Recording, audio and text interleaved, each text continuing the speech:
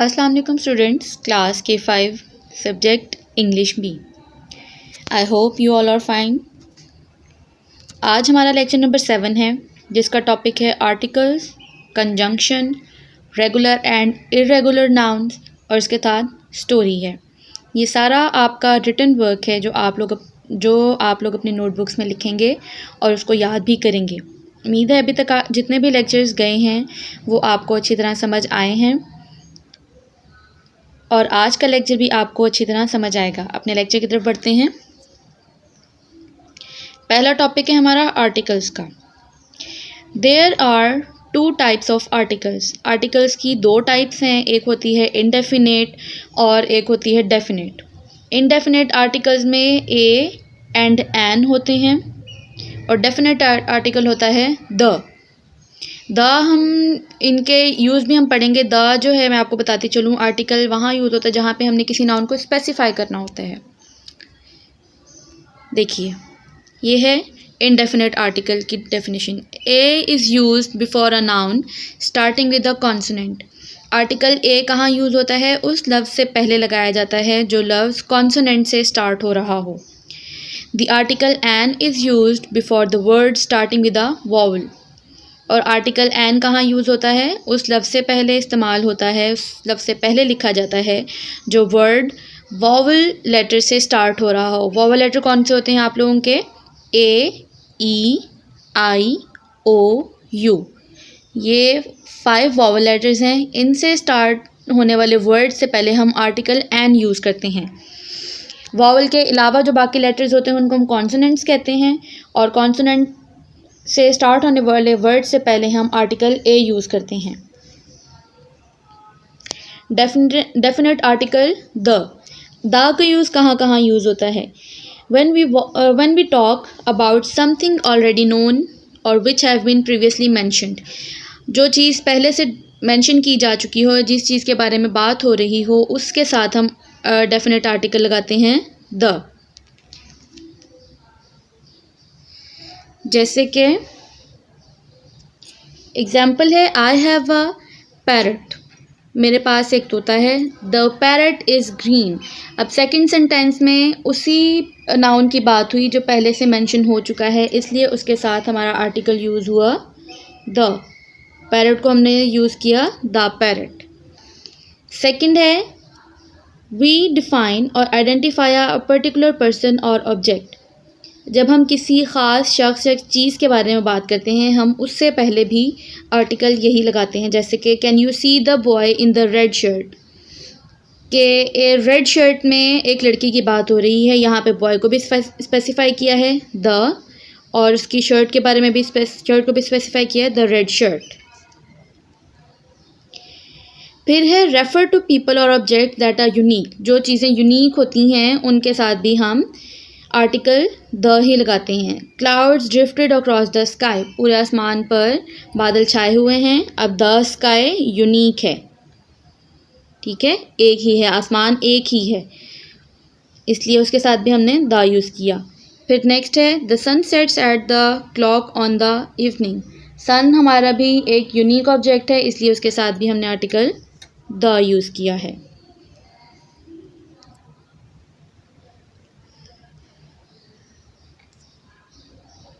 Before superlatives और adjectives and ordinal numbers. Superlative of adjectives से पहले और ऑर्डिनल नंबर से पहले भी हम आर्टिकल द ही लगाते हैं। जैसे this is the highest building in Lahore. This is the third time I have called you today. अब यहाँ पे हाईएस्ट सुपरलेटिव डिग्री थी एडजेक्टिव की, उससे पहले हमने द लगाया। फिर उसके बाद third time number, ordinal number की बात हुई है, इसलिए उससे पहले हमने द लगाया। उसके अलावा कहाँ कहाँ यूज़ होता है? With nouns to refer to a whole group of people, with the names of rivers, mountain ranges, groups of islands, canals and oceans। इन सबसे पहले भी हम आर्टिकल द यूज़ करते हैं। with the name of famous buildings, museums और monuments। Famous building, museums और monument से पहले भी हम द यूज़ करते हैं। जैसे we went to the Lahore museum, Sara visited the Faisal mosque. इनसे पहले हमने आर्टिकल द यूज़ किया। Some words have initial consonants which are not pronounced।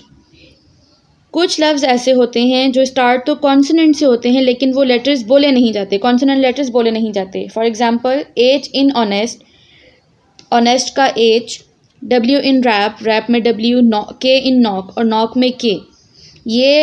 इन तीनों वर्ड्स में एच डब्ल्यू के साइलेंट लेटर्स हैं कॉन्सोनेंट लेकिन साइलेंट लेटर्स हैं, इनको प्रोनाउंस नहीं किया जाता। ऑनेस्ट में साउंड किसकी आ रही है? ओ की। रैप में आ रही है आर की। नॉक में एन की।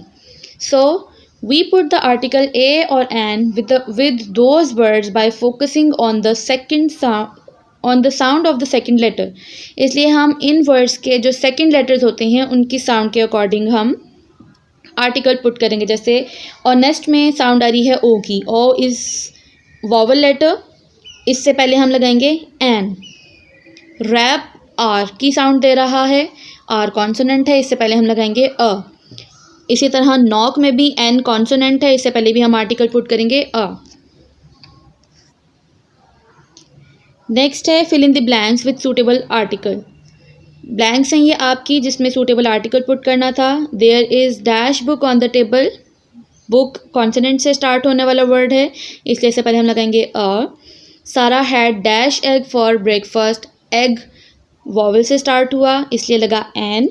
Please give me an apple, apple में भी ए वॉवल है इसलिए इससे पहले का लगाया हमने an. I saw a small cat in the park, small का एस कॉन्सोनेंट है। Maria bought an umbrella, umbrella का यू वॉवल है इसलिए इससे पहले एन लगाया। Asia is the largest continent in the world, अब लार्जेस्ट से पहले हमने द क्यों लगाया? एल तो हमारा कॉन्सोनेंट है, फिर भी हमने द क्यों लगाया, आ क्यों नहीं लगाया? इसलिए नहीं लगाया क्योंकि जब हमारी एडजेक्टिव की सुपरलेटिव डिग्री यूज़ होती है उससे पहले हमने द आर्टिकल द यूज़ करना होता है, इसलिए हमने द लार्जेस्ट कॉन्टिनेंट इसको लिखेंगे। My cousin is dash doctor, a doctor. There is an orange on the table, bring me a bottle of water. Sadia is an honest girl, honest में H देखें यहाँ पे कॉन्सोनेंट से स्टार्ट हुआ है लेकिन साउंड वॉवल लेटर के पहले दे रहा है इसलिए इसके साथ भी एन यूज़ करेंगे। ही क्विकली एट द केक, अब यहाँ पे नाउन केक था जिसको स्पेसिफाई किया गया था इसलिए इससे पहले द आया है। Let us go to the garden now. Shama wants the black dress, the diary had a blue cover. Next topic है आपका कंजंक्शंस। कंजंक्शंस क्या होते हैं? Conjunctions are word that join words, phrases और सेंटेंसेस। कंजंक्शन उन अल्फाज को कहते हैं जो दो या दो से ज़्यादा अल्फाज, फ्रेज या जुमलों को आपस में जोड़ते हैं।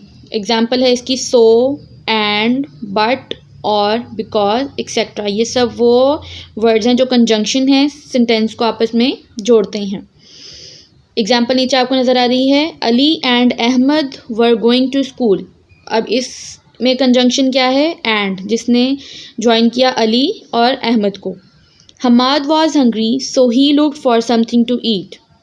अब इसमें दो सेंटेंसेस ज्वाइन हुए हुए सो के ज़रिए, सो भी हमारा कंजंक्शन है। मज़ीद एक्सरसाइज है, join each pair of sentences with the conjunction given in the brackets. Her sentence के एंड पे कंजंक्शन दिया गया है, ब्रैकेट में हमने इसको सूटेबल प्लेस पे राइट करना था। सेंटेंस था हमारा Anam was crying, full stop, एक सेंटेंस एंड हो गया। सेकंड सेंटेंस है she had lost her pen. अब इन दो सेंटेंसेस को हमने ज्वाइन करना है बिकॉज के साथ। किस तरह से ज्वाइन किया देखिए नीचे, Anam was crying because she had lost her pen. यहाँ से अब फर्स्ट सेंटेंस का फुल स्टॉप स्किप हो जाएगा, उसकी जगह आ जाएगा बिकॉज, और फिर सेकंड सेंटेंस हम उसी के साथ लिखेंगे, स्मॉल लेटर से स्टार्ट करेंगे फिर सेकंड लेटर, क्योंकि ये हमारा सेंटेंस अब यहाँ से कंटिन्यू हो गया है बिकॉज के बाद से।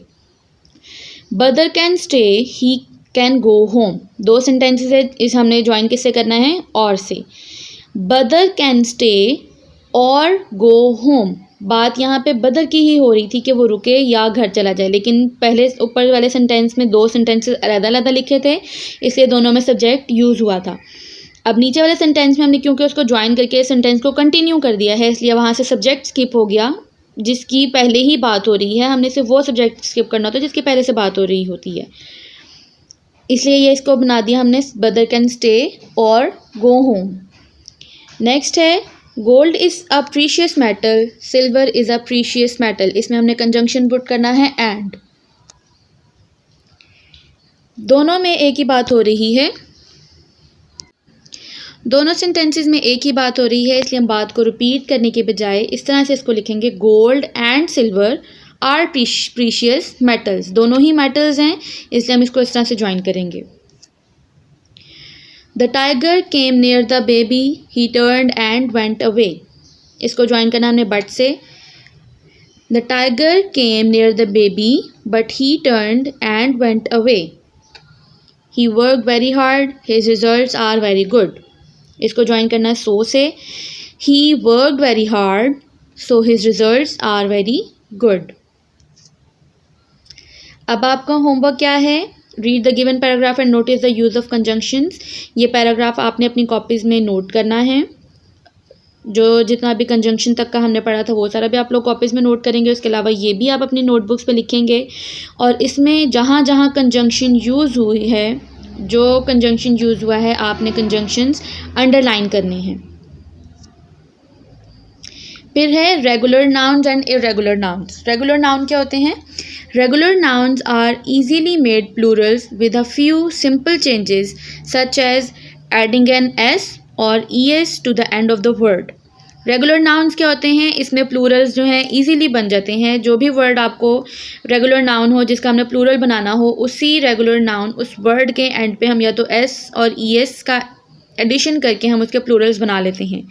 लेकिन इरेगुलर नाउन क्या होते हैं? Irregular noun do not follow these rules. Irregular noun में ये वाला रूल फॉलो नहीं किया जाता, उसमें डिफरेंट तरीके से प्लूरल बनाए जाते हैं। यहाँ पे देखें एक्सरसाइज आपको नज़र आ रही है रेगुलर नाउन्स की। रेगुलर नाउन्स में सिंगुलर प्लूरल्स आपको नज़र आ रहे हैं। Day, days. डेज हमने किस तरह से बिल्ड किया? डे के एंड पे ही सिर्फ हमने एस का एडिशन किया तो हमारे पास आ गया डेज। इसी तरह बैग, बैग्स। नेक्स्ट है बेंच।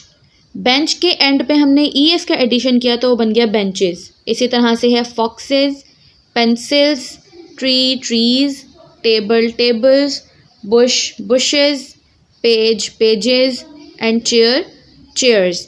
इसमें हमने सिंपल एस या ई एस का एडिशन करके प्लूरल्स बना लिए। अब इरेगुलर नाउन्स देखते हैं। इरेगुलर नाउन्स में देखें मैन। मैन का प्लूरल होता है मेन।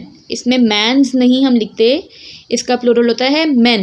ए चेंज हो गया ई से। इसी तरह से फुट, फुट का प्लूरल है फीट।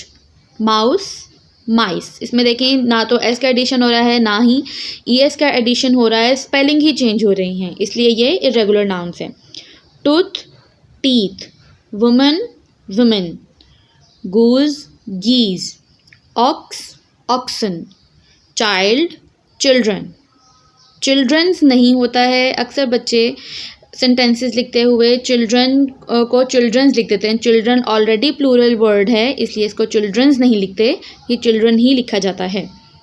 Hair, hair. अब इसमें देखें इसके स्पेलिंग भी चेंज नहीं हुए, ना ही इसमें किसी और लेटर का एडिशन हुआ है, ना ही एस का एडिशन हुआ है, ना ही ई एस का एडिशन हुआ है, ना ही स्पेलिंग चेंज हुए हैं।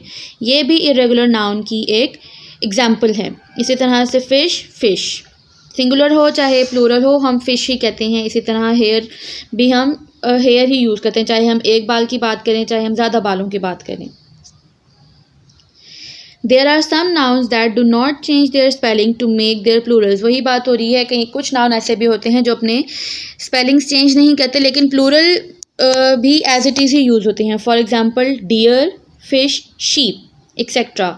जैसे कि डियर, फिश, शीप, इनको हम एज ए सिंगुलर भी यूज़ करते हैं और प्लूरल भी यूज़ करते हैं। देखिए सेंटेंस आपको नज़र आ रहा है। फर्स्ट सेंटेंस सिंगुलर फॉर्म में लिखा है, the sheep is running fast. एक शीप की बात हो रही है लेकिन फिर भी द शीप आया है। फिर नीचे है the sheep are running fast. अब यहाँ पे ज़्यादा शीप की बात हो रही है लेकिन फिर भी वर्ड सिर्फ शीप है। Similarly there is a gold fish in the pound, there are gold fish in the pound. एक गोल्ड फिश है या ज़्यादा गोल्ड फिश हैं, एक वर्ड हमारा गोल्ड फिश ही यूज़ हुआ है। Next story, greedy dog. Once upon a time there lived a dog in a city. एक दफ़ा का जिक्र है, एक शहर में एक कुत्ता रहता था। One day he stole a piece of meat from the shop of a butcher. एक दिन उसने एक कसाब की दुकान से गोश्त का टुकड़ा चोरी किया। He ran towards the jungle to eat it. उसके बाद वो उसे खाने के लिए जंगल की तरफ भाग गया। On his way he crossed a stream. रास्ते में वो एक नदी के पुल पर से गुजरा। While he was on the bridge, जब वो पुल पर था, he saw his reflection in the water and thought it was an other dog with a piece of meat. उसने पानी में अपनी परछाई देखी और सोचा कि पानी में कोई और कुत्ता है जिसके पास भी गोश्त का टुकड़ा है। He wanted to get his piece too. वो उसका टुकड़ा भी छीनना चाहता था।